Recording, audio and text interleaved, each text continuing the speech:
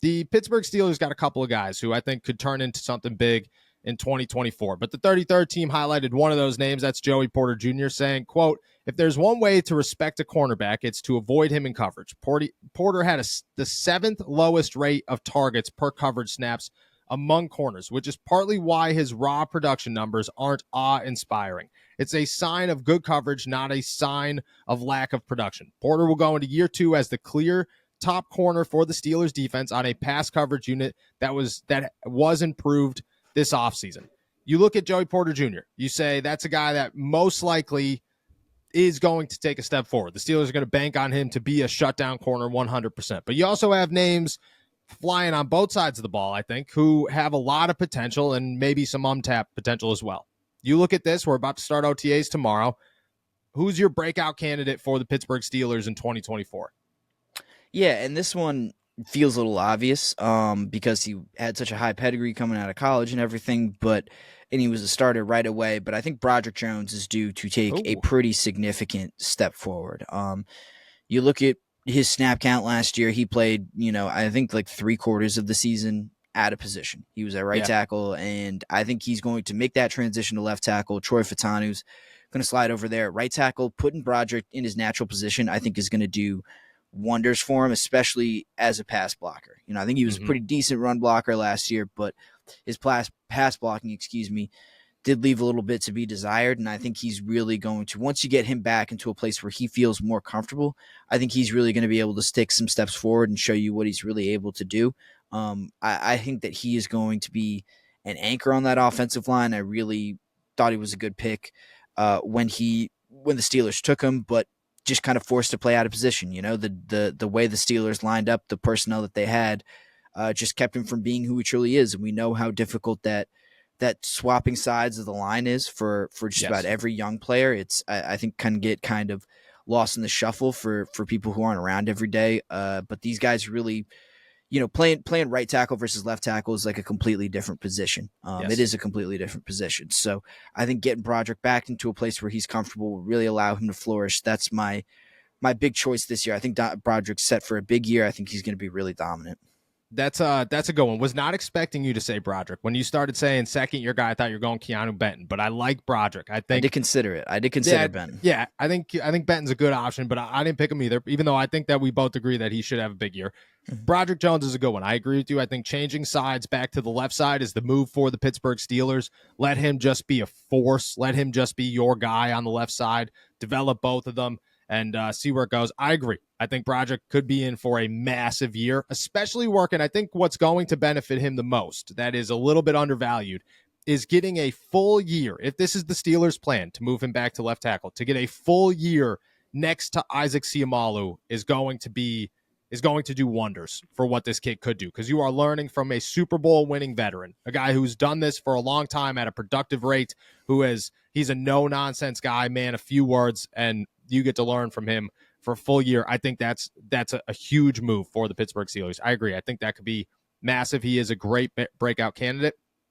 I'm going to go two of them. One of them, I think he's a little bit too far past the young breakout star, but I still think he's worthy of mention, and that's Pat Freiermuth. I think that this is a year for him. Like he's dealt with injuries, he's dealt with bad offensive coordinators, he's dealt with Matt Canada refusing to throw him the football or play him in the middle of the field, and I get it. There's a lot of slack on Russell Wilson about he doesn't do that either. This is not Russell Wilson's game.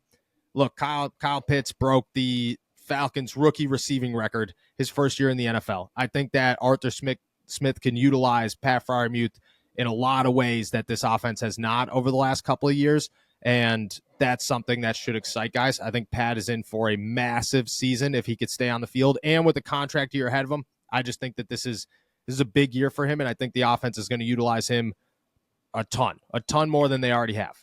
Go ahead. Oh, no, yeah. I mean, I was just going to say, we just got done talking about how shaky it seems like the Steelers wide receiver situation is. I mean, Pat Freiermuth, this is your time, man.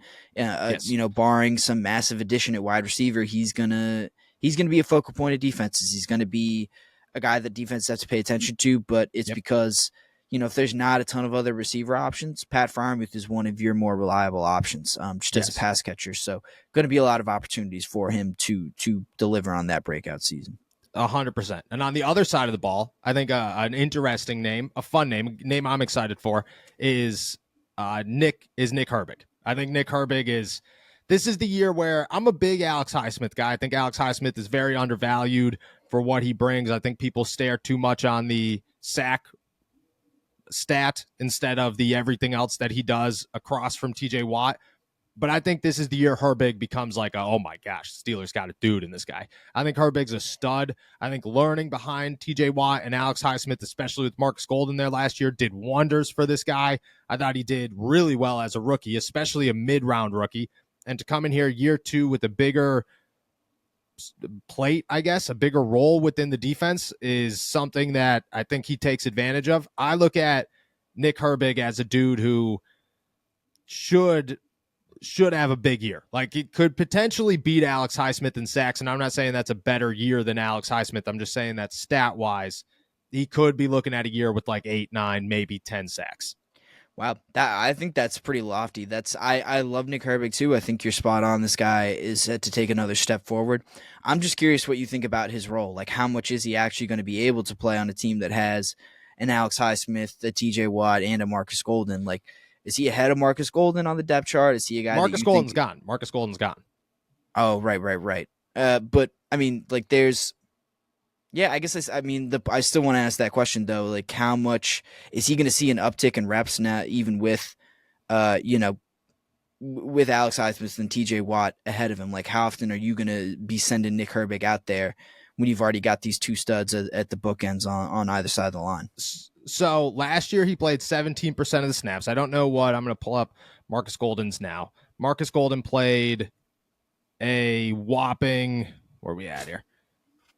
Snap counts 22%. So say this is now your guy. Say Herbig's the dude who plays 25-30% of the snaps on defense, because the Steelers, whether it's 3 outside linebacker sets or just trying to keep TJ and Alex Highsmith healthy, 30%. So that's doubled his production or his snap count from what he did in 2023. Last year he finished with 3 sacks. So I think that there's a shot that, he could double that minimum. I look at him as a 3 outside linebacker guy, a guy where the Steelers try to utilize their 3 outside linebacker sets, allow TJ Watt to move a little bit because they love when TJ gets to kind of disguise himself, whether in the middle of the line or, move inside a little bit, have 2 guys there. I think Herbig is versatile enough to be that 3rd outside linebacker that plays kind of like rushing the A gap or wherever you put him along the defensive line, standing up.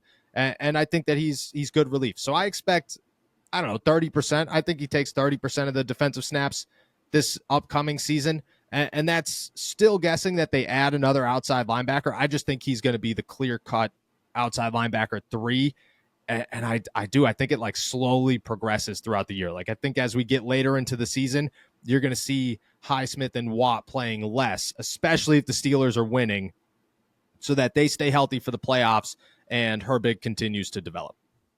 Yeah, I could see that. I think the Steelers would have to be winning a lot in order to feel comfortable, because you can see the impact of TJ Watt as soon as he steps off the field. Yeah. It doesn't even have to be, for an entire game or an entire half. It could be, a few snaps. It could be an entire series, and you just see what kind of level the defense goes to when he's not there. Nick Herbig would have to be, I don't know, in my opinion, he'd have to be real good to kind of earn. I guess he's kind of the de facto 3rd outside linebacker right now. So you gotta kind of see who else they add, because I agree. I think they are going to add someone. If it's not, re-signing Marcus Golden, it could be, someone else. But I think it's going to take a lot for Nick Herbig to kind of leapfrog a veteran in that way. Not saying he can't do it at all. I think he was really good last year. I completely agree with you. But it was in limited action, and I'm curious as to what the Steelers see as far as, projecting outward. Like, there's certain positions you can see them say, yeah, it doesn't look like we have a ton here, but it's because we have a lot of faith in our rookie or our 2nd-year guy that we're not adding someone of real significance here.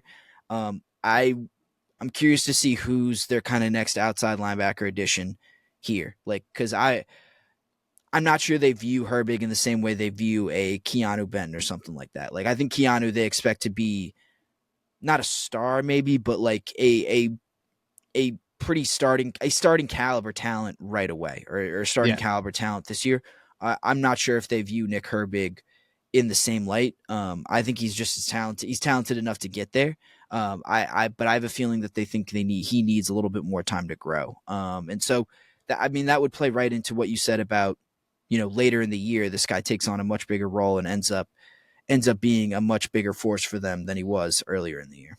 Yeah, I think that they, the three outside linebacker sets is just what intrigues me. I think he takes advantage of them. I agree with you. I don't think that he's at the level of Keanu Benton or Broderick Jones or Joey Porter Jr. or any of those guys, but I do think that I think he's talented enough to. I think what I saw from Nick Herbig last year on tape was much more impressive than what his stat line showed, and I expect this year to kind of, him to kind of say like, "Hey, look I'm here and we're ready," and we'll see what happens. But I am a big Nick Herbig guy heading into the season, and I'm excited to see where he goes from there.